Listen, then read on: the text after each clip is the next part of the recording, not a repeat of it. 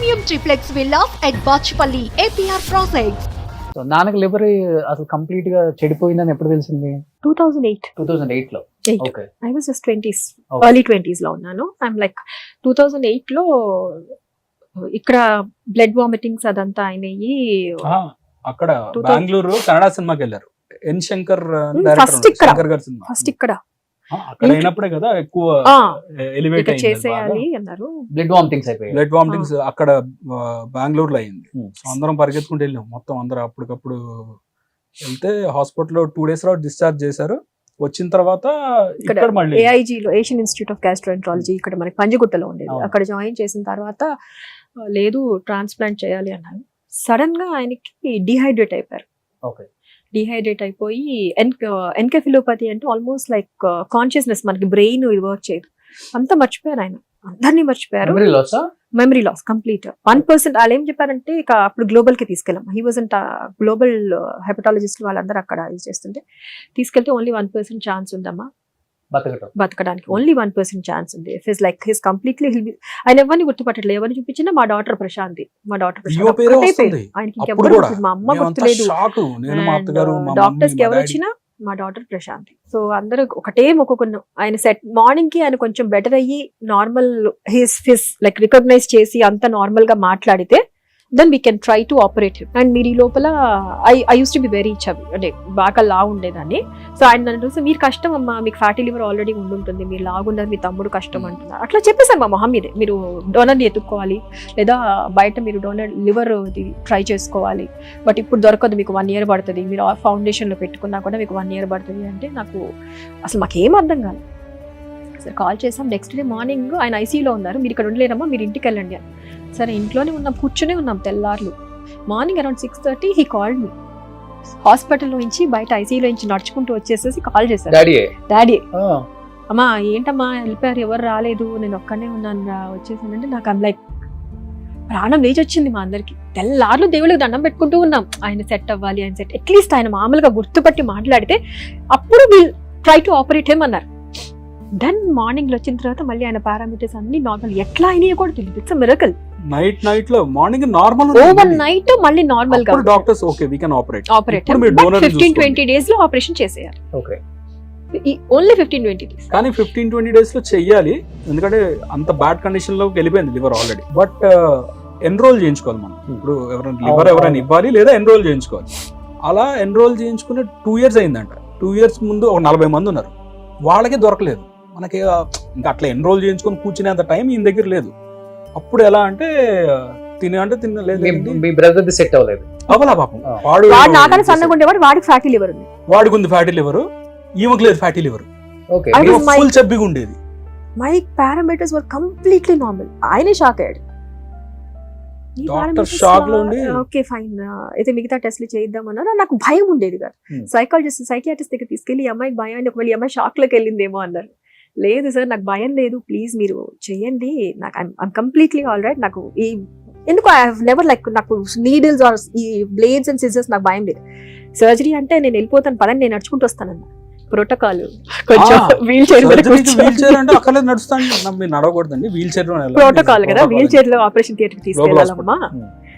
But I was like నాకు ఏం భయం లేదండి, నాకు అసలు ఎందుకు భయం ఇలా సంహౌ ఇది ఆయన్ని కాపాడుకోవాలి కాబట్టి అది మైండ్ లో ఎక్కడో పడి ఉంటుంది.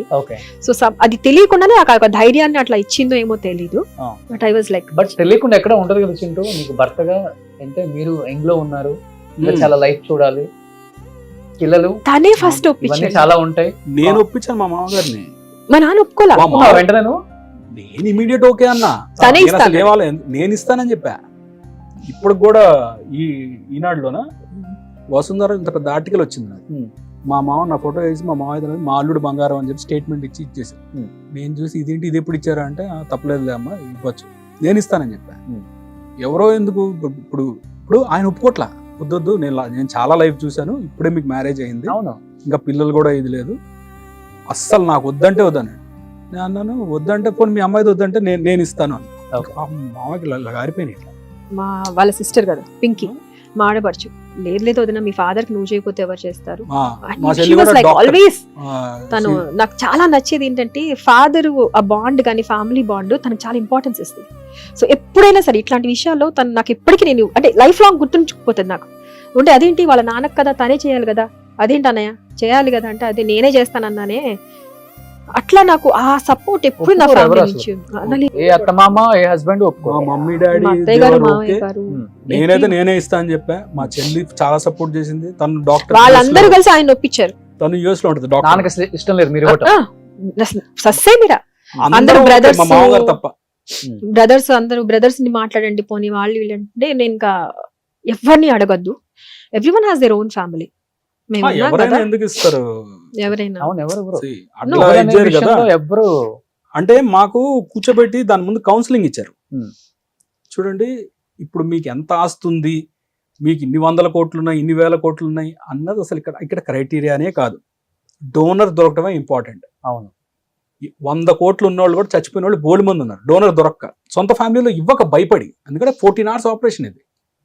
అంటే తను ఎటువంటి ఇది లేదు, నేను I'm ready to go with this అని చెప్పి చాలా స్ట్రాంగ్ గా ఉంచింది. బట్ వాళ్ళ నాన్నే చాలా వీళ్ళ నాన్న ఒప్పించడానికి మాకు 1 వారం రోజులు టైం పట్టింది. ఎంత పర్సెంటేజ్ ఇచ్చారు లివర్ మీద? 60%. 60యా? చాలా లివర్ మంది పెరిగిపోతుందండి. చాలా మంది పెరుగుతుంది కిడ్నీ కానీ అనుకున్నారు.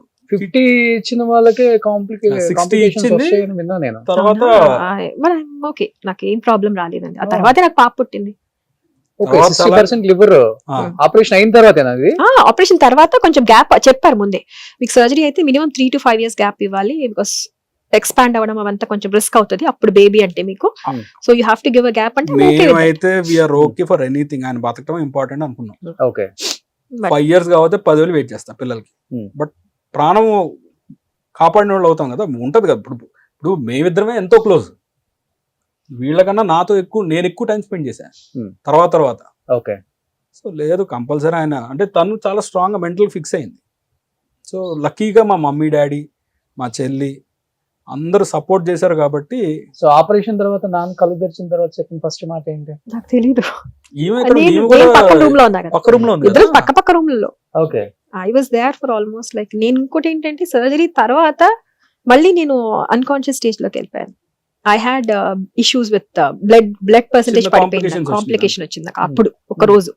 Then they had to transfer platelets, Hmm. Blood ఇదైపోయింది, పర్సెంటేజ్ పడిపోయింది నాకు. Okay so I was unconscious. మళ్ళీ ఆయన టెన్షన్ పడిపోయారు అప్పుడు. ఆయనకు తెలియకుండా వీళ్ళు చాలా ఇది చేసి 2 days తర్వాత నేను మళ్ళీ కాన్షియస్ మళ్ళీ ఇది వచ్చింది నాకు. ఓకే సో బట్ చాలా బాగా అప్పుడు ఇట్ వాస్ గుడ్.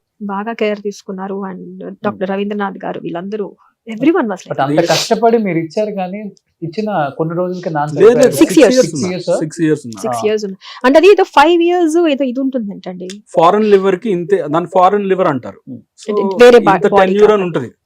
అది 5 దాని years అది తర్వాత- ఒకవేళ 5 years దాటిన తర్వాత సెట్ అయింది అంటే ఇక ప్రాబ్లం ఉండదు అన్నారు. బట్ సంహౌ అప్పుడే ఆయనకి మల్టిపుల్ కాంప్లికేషన్స్.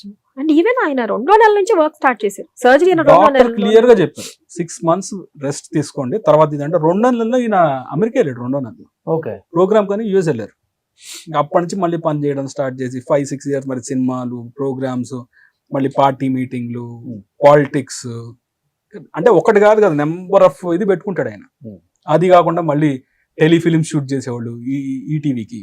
రామజీరావు గారు దానికి టెలిఫిలిమ్స్ ఆల్మోస్ట్ ఒక 7-8 చేశారా, 1 hour మూవీస్ 7-8 movies చేశారు. సో ఎప్పుడు he's very busy with, he's occupied with lot of things.